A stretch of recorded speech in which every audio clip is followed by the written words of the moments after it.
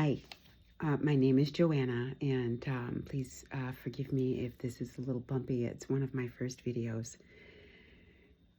but I had to come on, and I was listening to a video of a young lady. She was talking about her relationship with God, and she said, all you need is God. And good, bad, or indifferent, I have just recently become reacquainted with praying in the last 90 days. And it has made the world of difference in my life. And I'm not extremely well versed in the Bible, so I can't give you a Bible verse. But within the last 4 or 5 weeks now, I looked up my name, Joanna. And do you know what it means? It means God is gracious. And I thought, my gosh, how ironic is that? And it sent me on a whirlwind of thoughts over the last 52 years of just how true that is, how many times that God has showed up in my life because I casually called out to him, oh God, please help me through this. Too many occasions to account today, but I have called out in a casual way. I didn't even get down on my knees and pray the way I should have. I called out to God and he was there and he answered my prayer.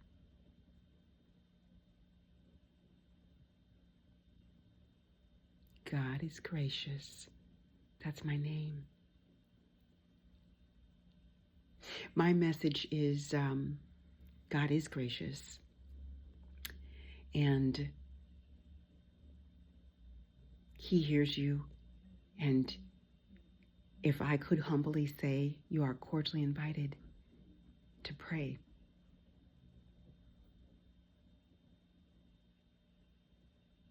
In one of the videos I was listening to, the young lady talked about how that the reason many people stop praying is because of their own self-condemnation, if I say that word right, shame. And it's the reason that I haven't prayed in so very long, because of my own shame of walking away from God. But you know what I learned? He never walked away from me. And he never ever walked away from you. So if it's been a while since you said a prayer, don't feel shamed. You tell him. Tell him why. It is the coolest thing, and I know that is such an underserved way to state how I'm feeling, but for the sake of this conversation, it is the coolest thing that I feel the presence of God.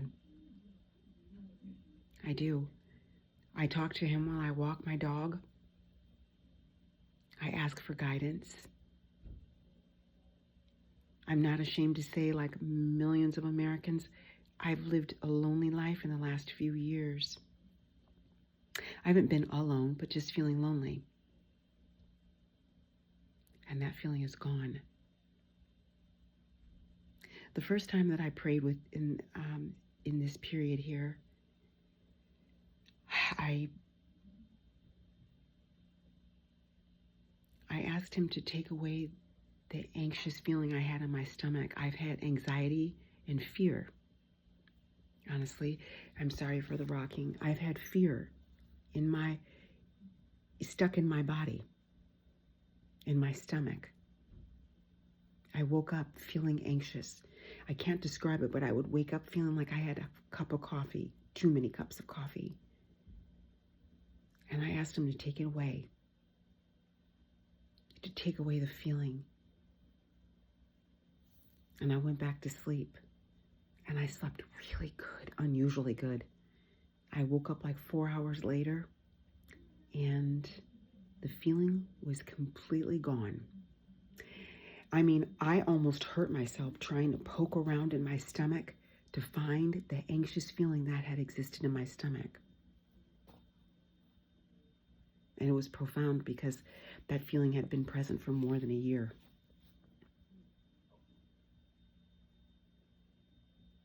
And it's when I started praying again. I don't feel alone.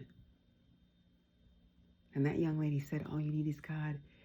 And when she said it, it made me think about when I was pregnant with my baby girl. Well, I was kind of ostracized at work, and no one really asked me to go to lunch, but it didn't even matter because I used to tell people I was the happiest pregnant woman I ever knew. I was only sick one time, and that was because I was so greedy I choked on an apple. But I was happy because I never felt alone while I was pregnant. My lunch date was right in my belly, and whatever she wanted, that's what we ate. And while I don't feel pregnant, the feeling of companionship is comparable. Well, it's actually better. Yep. I feel this level of companionship that I cannot explain. And I am so grateful. The level of gratitude that I have in my spirit, in my soul, in my body it's inexplainable. Unexplainable, inexplainable.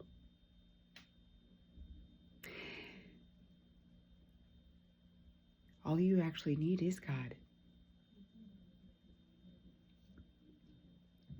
I'm not well versed. I can't bring out a scripture, but again, if it's been a while since you said a prayer, just try it and see what happens.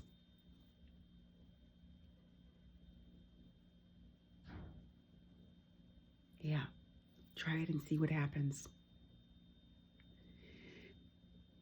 I even tried to convince myself that it wasn't real, that I was making it up, like a placebo or something.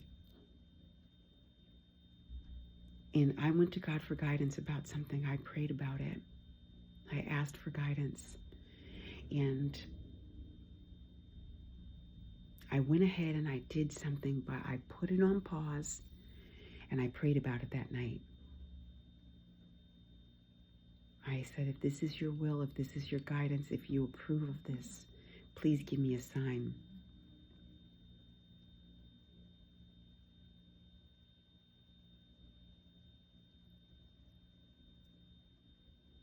And I went back and I checked. And I won't disclose it because it is a personal relationship that I have with God. But I can't explain it, but I got a clear message that it was a no-go. Do not go ahead with what you're going to do here. Don't do it. And so I undid what I had started.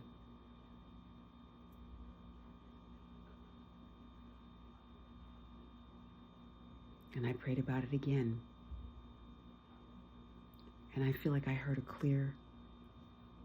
I don't know that I heard it. It was just in my body. I knew that the answer was no, don't do it. I didn't feel bad about it. I didn't feel disappointed or disgruntled. I felt guided. I felt guided, and I felt comforted, and I felt like I had been saved from making a poor decision.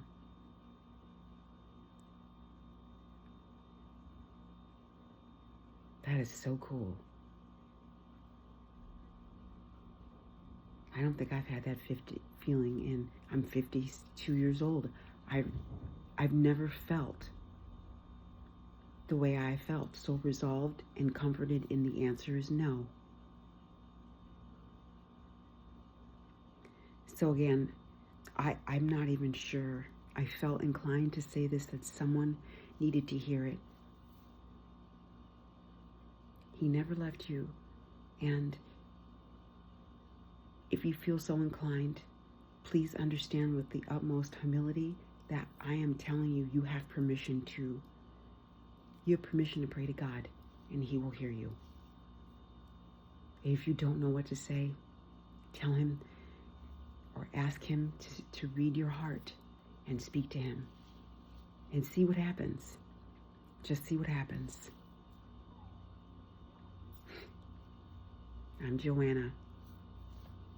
It means God is gracious. And He really is.